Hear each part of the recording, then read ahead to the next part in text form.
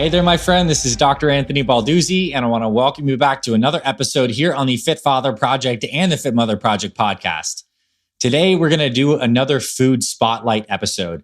And this is an episode type where I want to share with you some really cool facts, information, and history around some of my favorite go-to foods. And I specifically picked these foods to share with you because they may be something that you're not incorporating into your routine yet that I do recommend you do because you're going to get some health benefits and it'll actually expand you out of your comfort zone.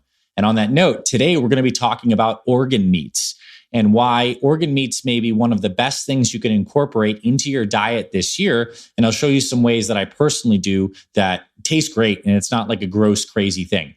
Now, the history is organ meats were something that humans consumed a lot of before World War II. And after World War II, we had this big shift, particularly in the United States, where we started to do a lot more industrial agriculture and a lot of people started eating more of the muscle meats. And I want to differentiate that. When we get a cut of steak or a chicken breast, we're eating the muscle versus eating the organ, like the heart, like the liver, the spleen, and even some cultures eat the eyes. Now, a lot of this stuff dates back to, in this, some of the lore and the history around this, at least in the modern times, to a very important health pioneer and a dentist by the name of Weston Price. And Weston Price had a very seminal research paper called Nutrition and Physical Degeneration, where he traveled around the world and looked at a lot of these indigenous cultures and saw what they ate. And when he came to North America and he was looking around in the Canadian Rockies at some of the indigenous North Americans, he found that when the Native Americans went on a hunt and they killed something big, let's just say like a caribou or something like that, or a big buffalo, they actually served the muscle meats to their dogs and they saved the organ meats for themselves. Because the organ meats, as we're going to find out, are some of the most nutrient-dense foods on the planet. And it's no surprise because each of our main organs, which are very analogous to the organs of many different animals, concentrate particular nutrients for their functioning. So the heart, for example, concentrates a nutrient called CoQ10, which is very good for our heart health. It produces energy in our bodies, and it's a big part of the electron transport chain. So when you eat the heart, guess what you're getting? CoQ12. The liver concentrates all these really important fat-soluble vitamins, vitamin A, D, E, and K. When you eat liver, you get those vitamins. And you also get benefits from eating crazy stuff, which I know no people do, and I personally don't. But you eat the eyes, for example, they concentrate vitamin A, which helps with our vision. And Weston Price actually talks about a story where there was an early American, I guess like settler or guy who was going across America, and he actually went blind from vitamin A deficiency. And the Native Americans found this guy. They actually helped him, and the way they helped him is having him eat fish eyes. They fed this guy fish eyes because they knew that the fish eyes had this nutrient for eye health, which is vitamin A, and it actually cured his blindness.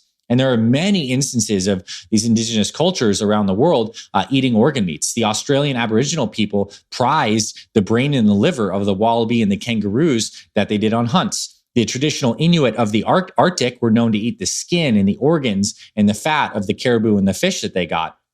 And even today, there's examples of different modern cultures that include organ meats in their food. So, for example, Costa Ricans serve pork shanks cooked in liver, kidney, ears, cheek, and brain, and heart and fried pieces of pork belly that they call chicharrones. And in Romania, there's a food called pifti, which consists of pigtails, feet, and ears spiced with garlic and served in bone gelatin. So there's a lot of health benefits to getting organs because they concentrate so many of these nutrients. And in fact, there was a study that rated all these different kinds of foods and the categories of foods in terms of nutrient density, which means the amount of vitamins and minerals, these micronutrients that you get per ounce. And of all the foods they tested, literally all of them, the number one category was organ meats. They got a nutrient density score of 754. And I want to compare that to something like dried fruits, 85, nuts, 120, vegetables, 352. So on the list of the highest things in descending order, organ meats were number one at 754 nutrient density score. Shellfish were number two at 643.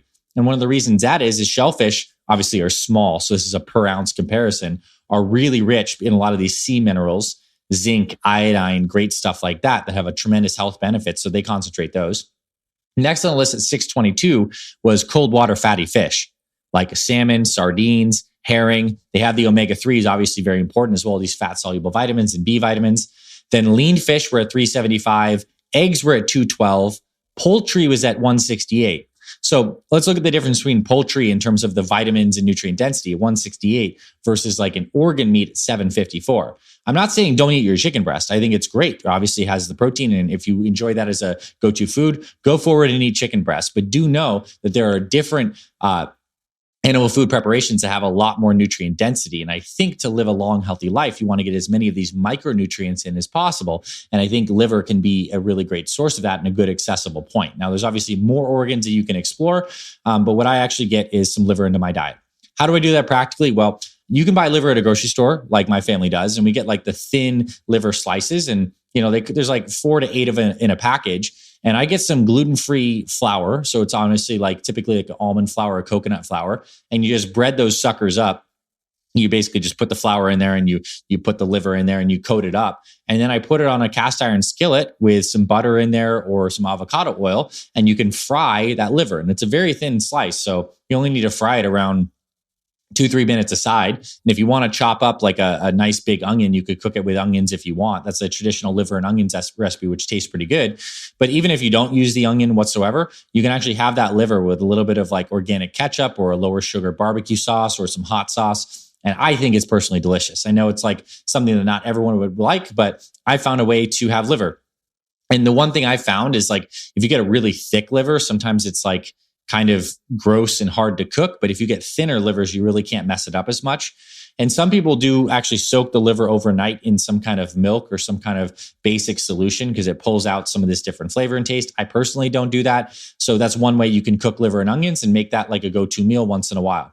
An easier way is to go to a good company. One that I like is US Wellness Meats, and get some liverwurst sausage.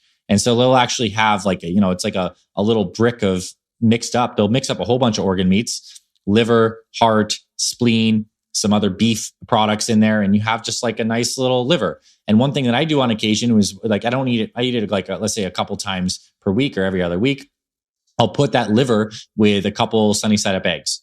And I'm just getting a ton of these fat soluble vitamins. And it's a really convenient meal you can have for breakfast or for dinner. So if you don't want to do any thinking in prep, but you want to incorporate organ meats into your diet, a liverwurst and a high quality one that has a bunch of these different organs could be good. And what I found is if you go to an average grocery store, you're not going to find enough quality organ meats. So oftentimes you need to buy these online or go to a local butcher. And I'll say this too, is another kind of prop and like thumbs up for something like bone broth too, which could be thought of as in similar to the family of organ meats. It's just like bone structure. But when you get the bones and you're able to cook those down, you get a lot of these good collagen proteins as well as the beneficial nutrients that are inside the marrow.